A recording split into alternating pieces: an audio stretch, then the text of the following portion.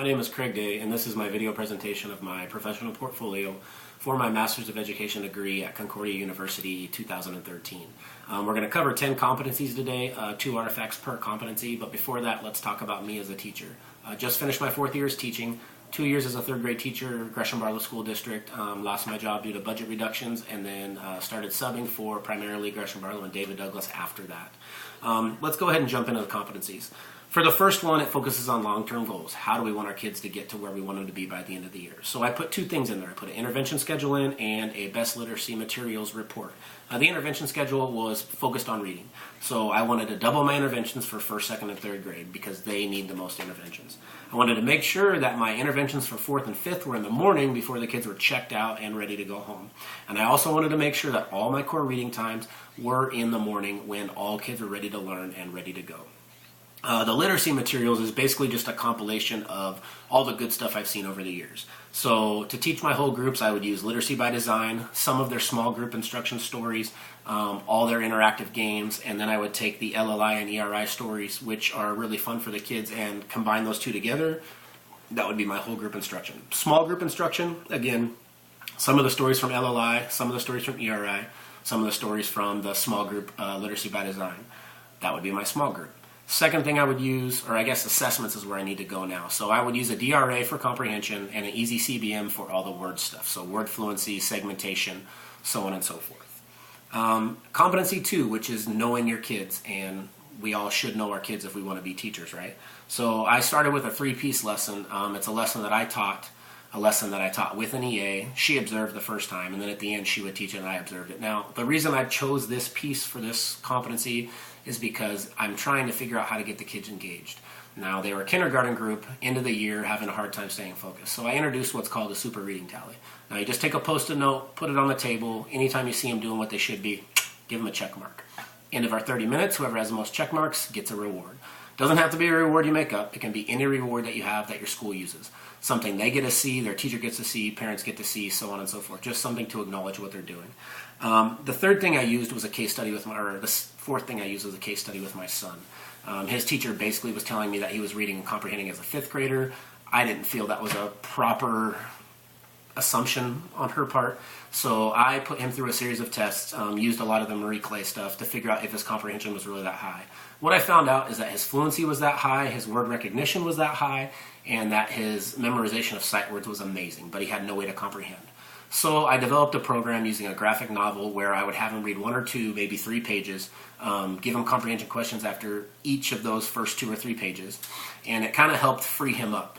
It helped him understand what he's reading a little bit more. He was able to retell more of the story a second time around at the end, and it basically was something that I could share with his teacher and his principal, and we ended up developing this program we could use for him at home, which worked out really well, and he actually started to improve his comprehension by the end of the year. 3rd competency is my behavior management piece. Basically, I have a clip chart that I use in my classroom. Kids start out at the same spot every day, ready to learn. They can move up to good job, great job, outstanding, or they can go down to oops, I made a mistake, teacher choice, or parent contact. Now, it's fluid, so they don't move down and stay down. They can go down, go up, go down, back and forth all day long. The only thing that stays the same is that at the end of the day, wherever they're at, they write it on a little tiny piece of paper. They take it home. Their parents see it. They can call and ask questions, whatever they need to do. So it's a way to communicate with home, too. The next thing is a check-in, check-out, which I figured out about 3 years ago was introduced to me.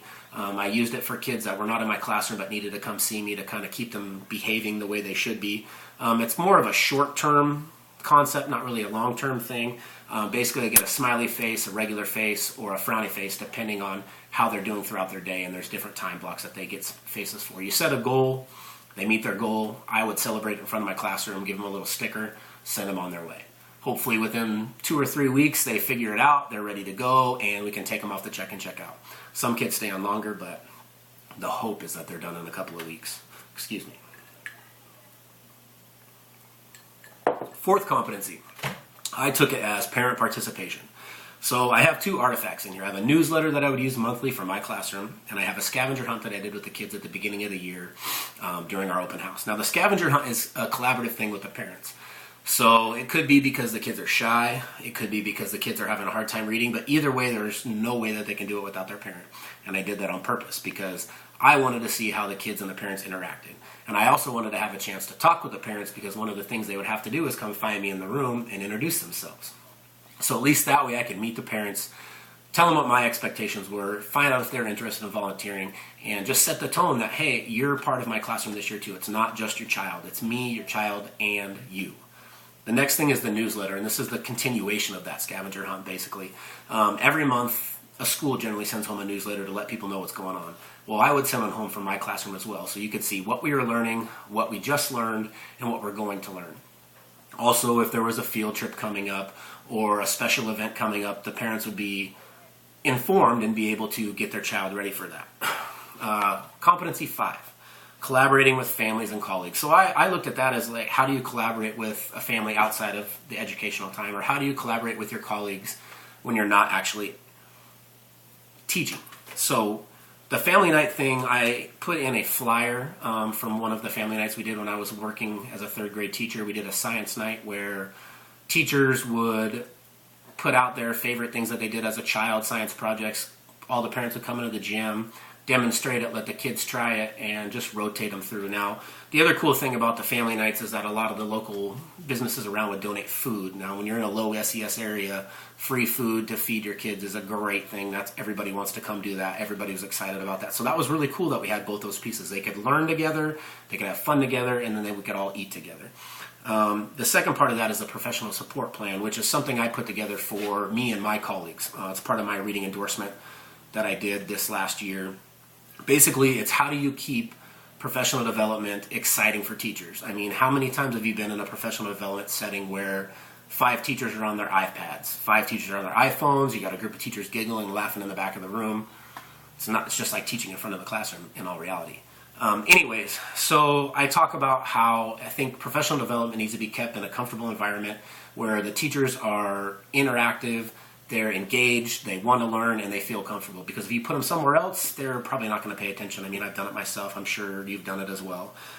Anyways, let's go ahead and move on to the next competency. And I looked at this competency 6 as adapting lessons for learning. So I have 2 things in here. A vocab and a fluency presentation that I looked at and wrote a review on. And then I also have a phonics lesson that I was supposed to teach as a sub this year. Excuse me. The phonics lesson, basically the teacher left me, said, hey, here's the phonics lesson, here's the curriculum book, go ahead and teach it. And I looked at the lesson and I said, oh my goodness, for a first grade classroom, I've got to do something different. So basically, I just changed everything. Instead of making lists before the kids got there and reading through them, my turn, your turn, my turn, your turn, I did one my turn, your turn with each different category. It was IE words, so hike, bike, mic, so on and so forth. And then I let the kids develop their own list. It's more interactive, they were more engaged, they were more excited, they actually wanted to do it. The next thing we're supposed to do is go back to our seats and do seat work. Well, that's okay for the kids that know what they're doing, but what about those kids that aren't too sure or are afraid to try? So I did one example on the board with the kids, let them go ahead and do the next one by themselves, walked around the room, figured out where the kids were at, who needed help, and I pulled those kids that needed it back to the kidney table and we did it together. So it was just a quick, easy way to adapt the lesson, make it more interactive, make it more engaging, and give the kids what they needed. The second thing was a presentation that I read online about vocabulary and fluency, which the reason I put it in there is because I feel like this is a good way to talk about teachers staying open-minded with their instruction and being on their toes and ready to adapt. Now, the presentation talked about how people from lower SES situations probably have less vocabulary skills than those people that are higher up on the SES food chain, which to me is kind of a bummer. It's an assumption that you shouldn't have, because just because somebody doesn't have money doesn't mean that they're not smart. I mean, every kid starts school the same way. They come in with the same mentality, and it's my job as a teacher to bring them to where they need to be and bring the best out of them. So, I mean, that's just, you have to adapt that. You can't have assumptions as a teacher. You have to be ready to teach kids all the same. All right, competency 7, documenting progress. So how do you document progress throughout the year? How do you know your kids are getting to where you want them to be? Well, for me, I set up a monthly academic thing for parents. Now, it's something that I would put into the newsletter, which was in competency 4, but something I haven't done yet. And basically, it's just a way for me to say, hey, they've turned in their homework, they have done their classwork, they've done their quizzes, they've done their tests, their reading logs, and this is how their behavior is. Now, it can go any way. I mean, either they did it, they didn't do it, or they tried to do it.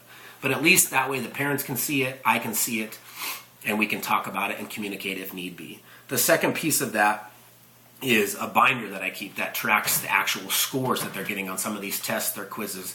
Allows me to put in writing materials, science projects, math papers, all kinds of stuff, and I just compile it together, have a spreadsheet at the front, I write down all the scores, and it allows me to track through the year and adapt my lessons as we go in case my kids aren't getting what they should be.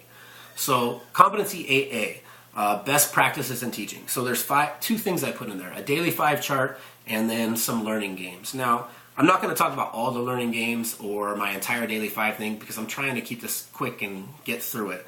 But basically, the daily 5 chart it's a group chart. All the groups are colored. It has each group's agenda for what they're supposed to be doing at what time, and it's visual and it's in the room, which to me, daily 5 is best practice and charting is best practice. The more visual aids you have, the better the kids are going to be. So this is just one way to have both of those things put together and giving the kids what they need. The second thing is learning games. Now, I'm only going to talk about one of the games that I have now. I've developed a Jeopardy game, which I found online using PowerPoint, and it's an amazing tool. You can use it for any kind of assessment, math, science, social studies, vocabulary words, it doesn't matter, language arts, whatever you want. But basically, you just split the kids into a few teams, let them work together, put it up on the doc cam. They love it. They love it. It's so much fun. Keep score, reward the kids if they do really well. It's just a really cool thing and a really different way to teach and to assess the knowledge that they have. Moving on to competency 8B, which is your PBIS stuff. I put in an RTI handout that I got in one of our PD groups a while back, and I also put in a PBIS presentation that I worked on collaboratively with some of my colleagues. Now, I put the RTI handout in there just because it was something that was introduced to me my second year in Gresham Barlow, something that they were adopting as a school and something that people were not necessarily worried about, but they just didn't know what to expect. They were so used to what we were already doing that RTI kind of scared them. And for me, I was like, I've heard about it, but I'm not too sure how it works. And so just the process of dealing with that and figuring out that it is actually what the kids need and catching them in the cracks and getting them before they fall too far is the best way to do it. The presentation was a bulletin board that we found on a teacher sharing website. Basically, it was just our school rules up there, and it was an interactive way for myself and my colleagues to come up with what we felt were the best things for each grade level and the expectations that we wanted to have as a whole, as a school. That way, when the kids got there, we could say, hey, you know what? This is what we expect and this is what we are looking for. And I mean, if you have the same rules from the top down, then your kids are going to do the expectations that you want them to do. And last but not least, we're on to competency 8C, which is improving your teaching techniques. Now, I put a teacher observation in there that I did not too long ago, which the reason I put that in there was because when I went to do the observation, it was basically for an assignment. All I wanted to do was watch the Title I teacher push in group, figure out what curriculum she was using, if it worked well, and how she was doing her job. But instead, what I ended up doing was watching that and then looking around the room that I was in and realizing, oh my goodness, I really would love to talk to this teacher because there are so many things in here that I would like to put that I don't see that I feel are very important for readers. Now, there was no classroom library. There was no quiet spot to read in the room. There were minimal reading visual aids around the room. And I'm not saying that this teacher is not a good teacher. I'm just saying that I think that there are just these little tweaks that you could put into that classroom that could have made the classroom so much better. And the reason why I think it fits with this competency is because I would have never noticed that 3 years ago, 4 years ago. But because of my experiences, because of the things I've seen, because of the great teachers that I've worked with and watched, I'm able to notice those little things that you don't necessarily notice when you're not really paying attention. And then last but not least is my assessment toolkit. Now, this is a collaborative assignment that I did. I think it was EDRD 551.